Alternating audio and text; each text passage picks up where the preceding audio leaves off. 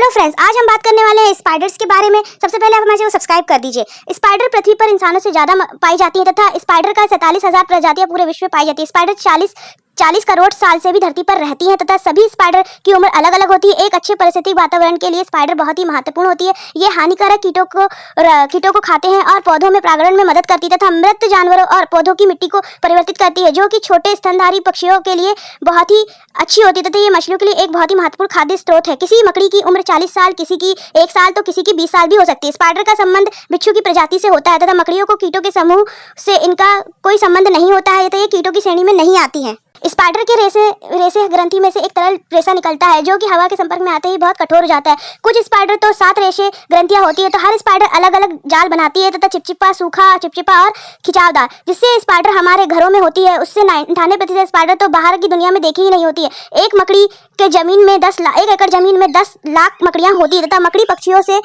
से अधिक कीटे खा जाती है तथा मकड़ियों की नजर बहुत ही कमजोर होती है। इन्हें ज्यादा दूर का दिखाई ही नहीं देता है। मकड़ियों की रीढ़ की हड्डी होती ही नहीं है। मकड़ियों का खून का रंग नीला होता है क्योंकि इनके शरीर में आयरन की मात्रा अधिक होती है तथा मकड़ियां घर में होती हैं तो वह बाहर के वातावरण में जीवित नहीं रह सकती हैं तथा मकड़ियों का जाल पूरे विश्व में सबसे ज्यादा मजबूत होता है, जो कि स्टील के 5 गुना से अधिक होता है। मकड़ियां अपना जाल बहुत ही स्पीड से बनाती है। स्पाइडर एक बहुत ही फुर्तीली तथा मेहनती होती है, तो ये इनकी जाल बनाने की स्पीड बहुत ही तेज होती है। एक बात और हर मकड़ी का जाल अलग अलग बनता है और हर मकड़ी जाल नहीं बनाती है। अंटार्कटिका को छोड़कर हर महाद्वीप में मकड़ियां पाई जाती है तथा मादा मकड़ी नर मकड़ी से ज्यादा बड़ी होती है तथा मकड़ियां चींटियों से बहुत डरती हैं।